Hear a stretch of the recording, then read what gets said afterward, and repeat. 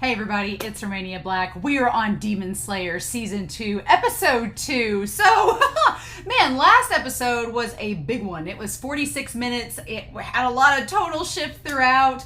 It's just came out on Patreon. I'm recording a little bit ahead. It's just came out on Patreon today, and then it'll be out on YouTube next week. So I'm very curious to know your thoughts on Episode 1, and then hopefully I'll be able to incorporate those into future episodes. But yeah, so Demon Slayer off to a really good start with this second season. I really liked how they started out with everything setting up with Muzan. They're looking for this blue spider lily. There's some kind of property it possesses that maybe has something tied to demons in their blood. Tanjiro's trying to figure out about his heritage and the fact that the whole sun breathing that he can do is the initial breathing technique that Rengoku's dad was freaked out about. You know, fun stuff like that. But I will say that there was some comments about... there was a comment saying that the voice actor for Rengoku's brother was actually the voice actor for Yuji Itadori from Jujutsu Kaisen. I was like, that's where I've heard that voice. I thought it was I thought it was Atsushi from Bungo Stray Dogs, but it's a similar voice. It's Yuji from Jujutsu Kaisen. I'm like, okay, cool. So yeah, it is sweltering hot outside. I am sweating, but I'm so excited to watch episode 2. I don't know how to feel about Tengen yet. He's kind of a big question mark. I'm like, I feel like I'm gonna like Tengen. It's just I'm gonna have to warm up to him because he's kind of just so flippant and odd. But I feel like usually this series gives you these types of characters, and then by the time they either you see them further or they die, then you've really gotten to like them. So awesome. Hopefully it's the former, not the latter. But I'm really excited, y'all, to get in this episode and see what happens with our infiltrating. The episode's called Infiltrating the Entertainment District. So I'm very curious because Tanjiro is very innocent, and he freaked out when he watched two people making out last time. So I can't imagine them going to the red light district and things being okay. But the red light district, it's flashy, and Tengen likes flashy things. So now the question is, are they going to run into Akaza? I don't think so. I think that the demon woman that's in the OP is going to be our main baddie of this season, but we shall see. And what all gets entailed with that. Akaza may show up. Akaza may show up because Akaza wants to kill Tanjiro now because Tanjiro made a fool of him. So we shall see. But I don't want to waste any more time. Let's dive into this and get started and see what all happens. So we're going to start episode 2 of Demon Slayer Season 2, and we're going to do that here in 3, 2, 1, and let's go.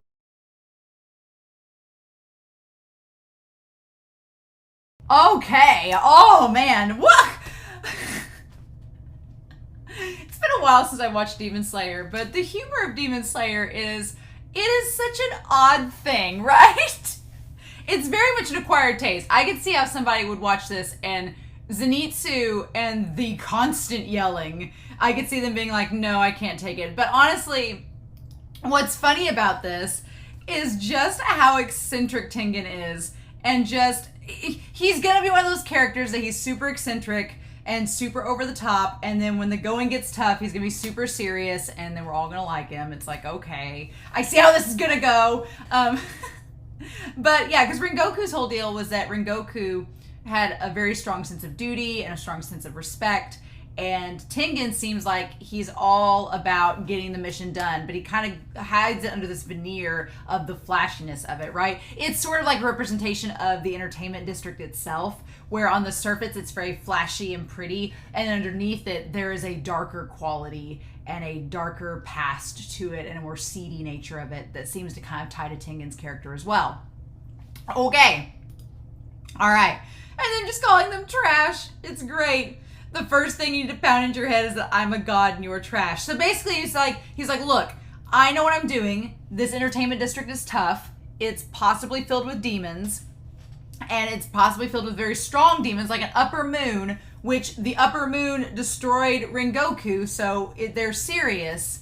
And we don't know exactly what upper moon, I think, was Akaza number 3, maybe. We don't know what number Akaza was. There's like 6 upper moons. We don't know which one Akaza was.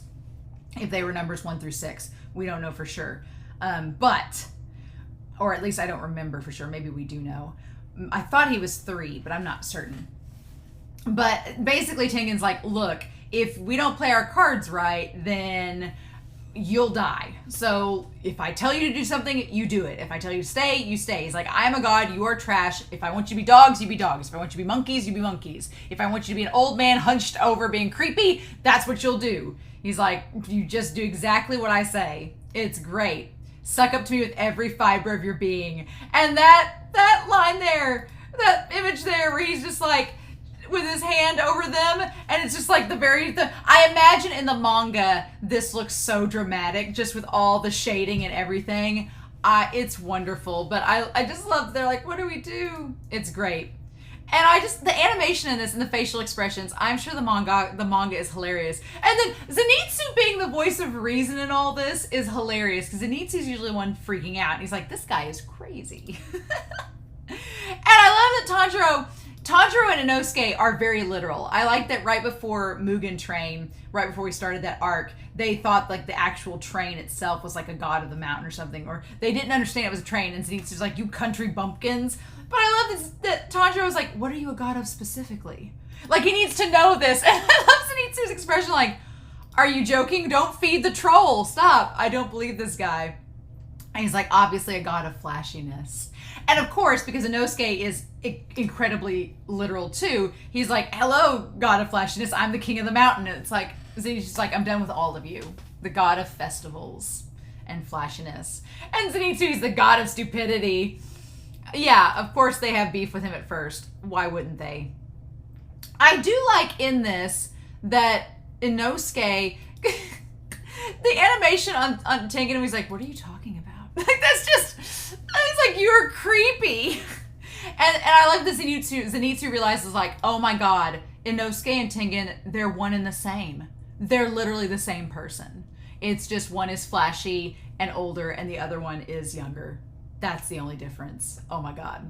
Like, so it's kind of funny that we have Rengoku, who is very similar to Tanjiro in terms of like their sense of justice and duty being in the last arc, and here we have Tengen and Inosuke that seem similar. And if you notice, Tengen and Inosuke are both the pretty boys. They're both the drop-dead gorgeous ones. And at the end of this episode, it's Inosuke that finds the first wife. Like, he's the one initiating. So I feel like if last arc was all getting tied with Tanjiro's character specifically, I feel like with Tengen, it's going to tie to Inosuke, which will be interesting. Because honestly, if I'm being honest, Inosuke's not my favorite.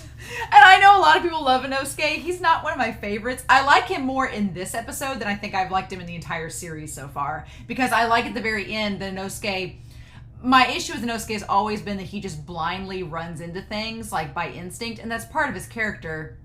But it's always been frustrating for me being like, can you just like stop for 2 seconds and think about things? And for the most part in the series, he hasn't done that. But here, he thinks about things. He's like, oh yeah, that's the wife, that's this.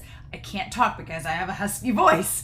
So, and I know that there have been other times in the series, I'm sure in the comments, people are like, oh, Inosuke's thought about things, but his character is one that I've had to grow with. But in this episode, I really like him, especially towards the end where he's like trying to contemplate. And the worst part is he has this burly personality that matches the boar's head, but he has this pretty beautiful face. So his personality does not match how he looks from like the neck up. It's actually kind of hilarious.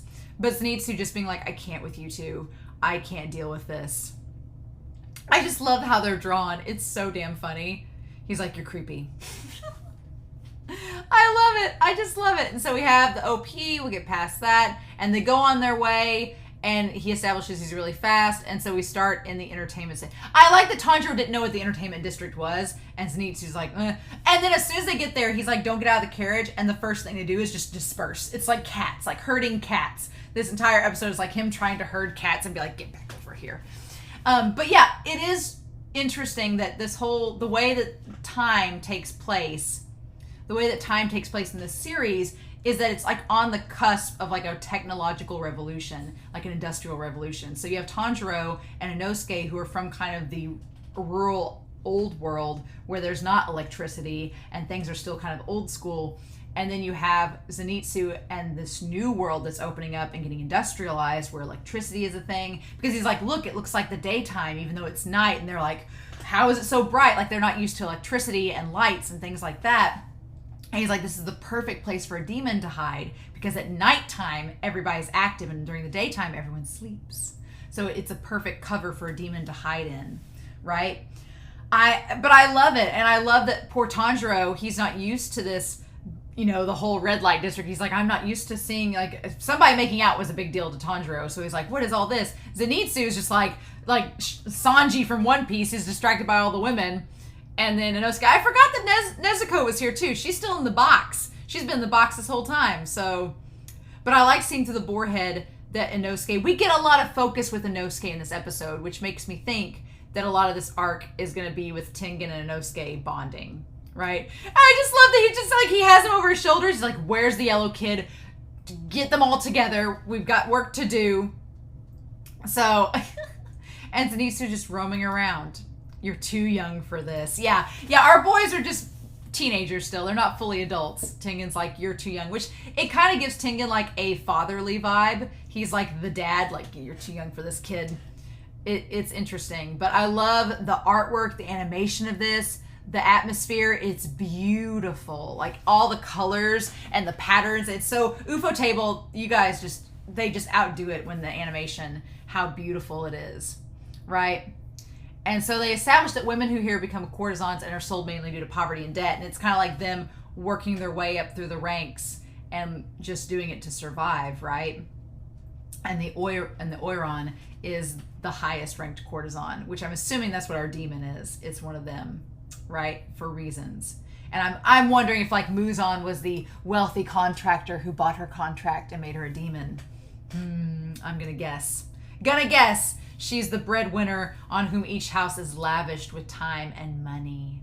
A woman of distinction. Yeah, that sounds like her at the end there. And God, the artwork is so great in this episode. So I like that the house where he's established has the wisteria crest. I was debating in the last episode. I was like, is it Willow? No, it's wisteria.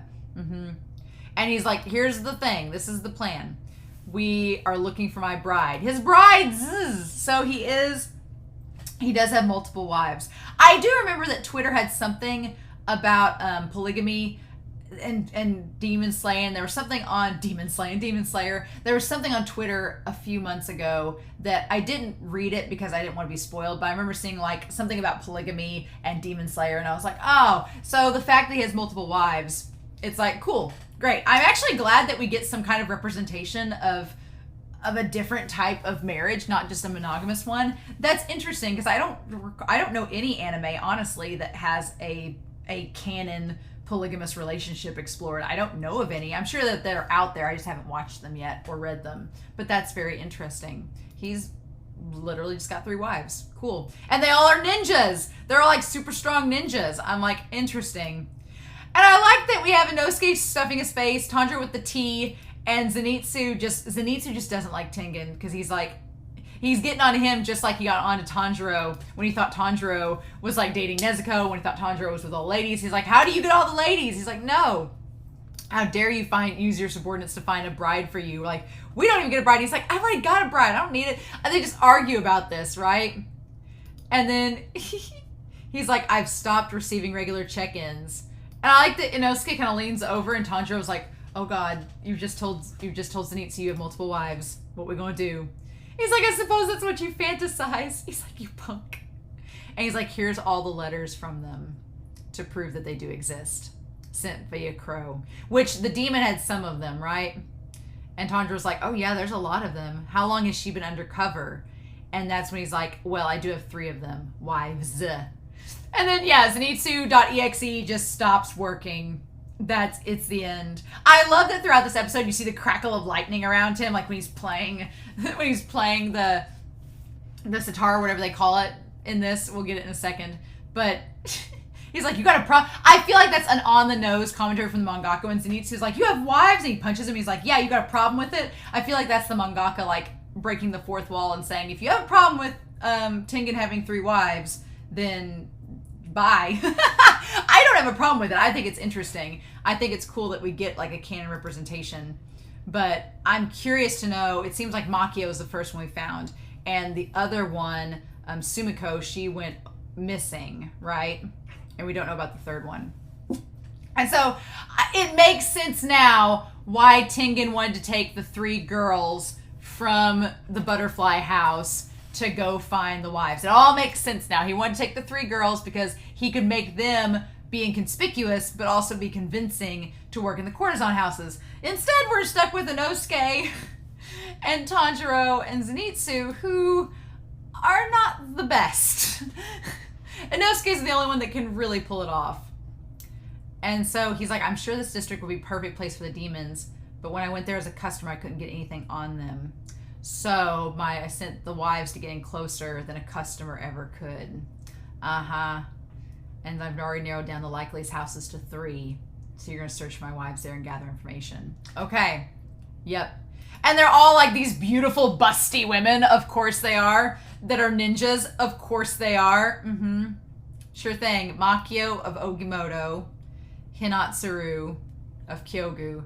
And then, yeah. And so then Inosuke just says, when everybody's thinking, he's like, so your wives are probably dead, right? And Tanjiro was like, don't be insensitive.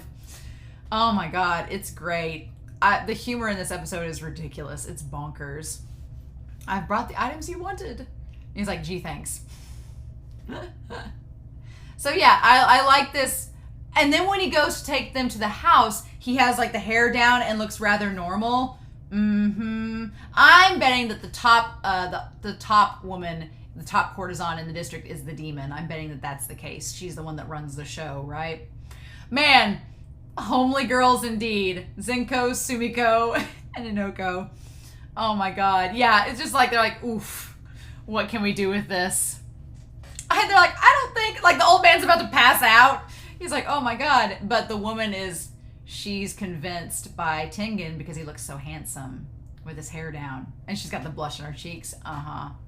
Yeah, it's great. We could take one. And he's like, oh my God. And of course, yeah, he looks great too because eye makeup off and everything.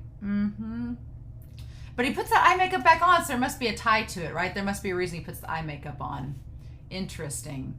And so they take Tanjiro, bless his heart. Oh, and I love that she freaked out whenever they washed the makeup off and realized he had the scar. Great, because they're like, damaged goods. Zenitsu, though, being pissed off this whole episode, just being like, I'm not talking to you. This is just embarrassing and I hate it. I love it. And then, yeah, Inosuke wanders off and he's like, I don't give a damn about dressing like a girl, you moron. He's like, it's that face of yours. You're a stud. He's like, I'm jealous of you because you have all these wives. Don't screw with me. And then, yeah, so I like that Inosuke is actually perceptive in this episode. He's like, oh, look over there at all the people swarming around. And I love that Inosuke grabs the kimono and like shuffles over. I love that. That's such a cute little animation because Zenitsu doesn't do it. It's really cute though. But yeah, so we meet the head woman, the head courtesan. And then... Of course, Zenitsu gets in a fight again with Tengen. Tengen's like, nope, the head courtesan is not one of my wives. And then this woman, like, looks down at Inosuke. What nightmare fuel. Now, they did say she walks so slow. And I love it. Again, I think that main woman is the head demon. And Inosuke being tied, like he's picking his ear, being tied to her. This is going to be Inosuke's arc, I feel like. But him tied to her, being like, she walks so slow. She wouldn't last. She'd get killed in a second in the mountains. He's like, she wouldn't be able to last outside this fancy city. But then this woman looking up at him, or looking down. What is this animation? Why does she look like the most bug-eyed thing? It's so creepy. And it's like, I'm taking this girl. Because she senses that, he's like, oh, so you're the Ogimoto house chaperone. Yep. He's like, by all means, take her because that's one of the houses we wanted to investigate. And then it's a stroke of luck because she thinks that Inosuke's a diamond in the rough. I'm like, you'd think when they bathed him, they'd figure out real quick that it's a guy. But I guess they're letting him bathe himself. Right? Oh my gosh. Inoko employed. But yeah, I mean, Inosuke is beautiful, so of course he fits right in. But they're like, he's not really plump, he's more masculine. Got a little muscle there. This girl's quite sturdy. Oh my god. And then I love that Zenitsu playing the instrument and just getting like more and more frazzled as it goes. I love it. I love the animation of his hands. Like his hands playing it. It's really good. Like it's just awesome. And he's just like thunder breathing out constantly in constant Oh my god, it's wonderful. And of course, they interpret it as like, man, she's really like playing the shamisen, And then I like that the one woman is like, that girl is going to be the wealth of us all. All that passion, clearly lamenting a scorned lover. It's like, But yeah, so I like that this little infiltration as they try to figure out information. And so we get talk about Sumiko. And he's like, Sumiko? And that's her name. We get talk, though, about the one girl, Suma. And saying Ashinuke. And so Ashinuke, if I say it right, basically is the act of them running away and not fulfilling their debts that are owed. So, like Tanjiro figures out, it is a convenient way for a demon to pick off girls and then just blame it on this act and say, well, they ran away without paying their debts. They just disappeared, probably to go be with their lover. It's very convenient, right? So I wonder if the demon at this point has the one sister Suma, the one wife Suma, the one wife, and then Makio. I wonder if the demon has both of them, and we don't know about the third one yet that Zenitsu's supposed to be looking after. Interesting.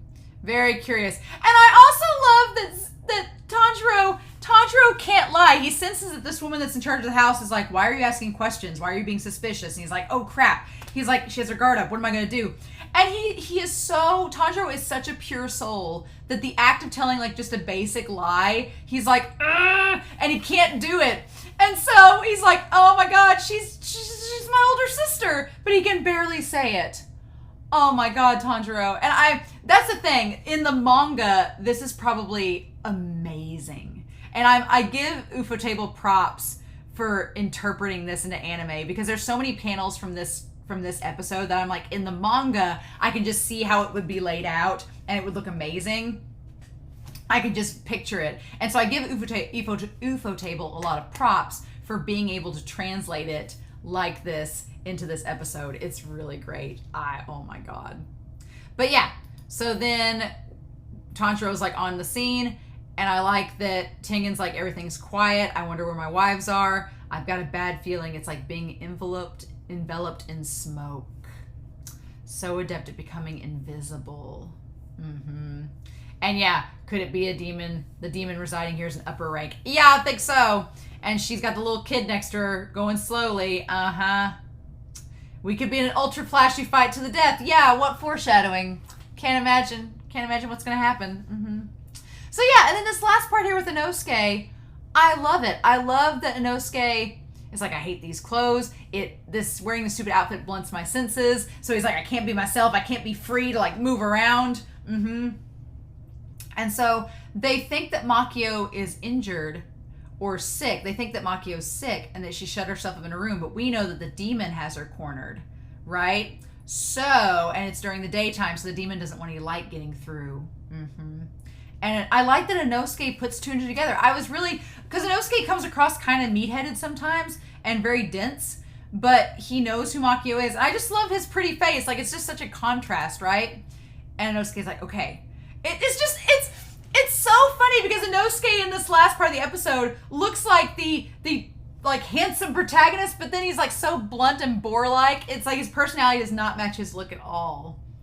And I love that Inosuke just like plays the quiet act, and they're like, what a quiet girl. And Tengen's like, you cannot speak at all. You're far too husky voiced.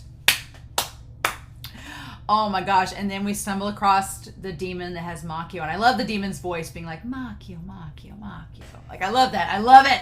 It's great. I can't wait. I'm going to have to listen to this in the English dub as well and hear it. But Ufotable, they just have to end us on this beautiful shot of ribbons and everything and all of the silk and then being used to bound her. So Makio is the one with the two-toned hair, much like Inosuke. Oh, I love it. Okay, so the question is Inosuke going to be able to get Makio out of there? Because she's bound up at the legs, the waist, and the arms, and the mouth. But she looks like she's still in good spirits. So I'm like, is Inosuke going to be able to get her out of there? How's that going to work? He's going up the stairs. Ugh. again, I feel like this is going to be Inosuke's arc, but I'm like, is he going to be able to rescue Makio? How's that going to work? Or is it going to be like, is it going to be a red herring and we think that Makio is up there and he like turns the corner and there's nothing there? I don't know, but this episode. I have a feeling I'm going to really like this arc. This arc is using a lot of humor and it's playing up a lot of things throughout it, but it's all at the same time, it's humorous, but it's also kind of sinister and dark at the same time. And I'm like, we didn't see Muzan or Akaza at all this episode, but we did get the demons, so I'm really excited. But I liked this episode a lot, so I guess we'll see what Inosuke is going to do next. But I'm curious to know your thoughts down below, what you all thought of the episode. This was really good. The humor was just ridiculous and bonkers, but I have a feeling Tengen is slowly, now that I know Tengen's humor, and I know that Tengen is basically the flashy adult version of Inosuke, that's a little bit more, he's like the more romantic, flashy version of Inosuke. I can kind of get behind him a little bit more. So I'm curious to know your thoughts down below. I hope you all have a wonderful week. Please stay safe. Take care. But yeah, I will be back next week with episode 3 of Demon Slayer Season 2. Bye.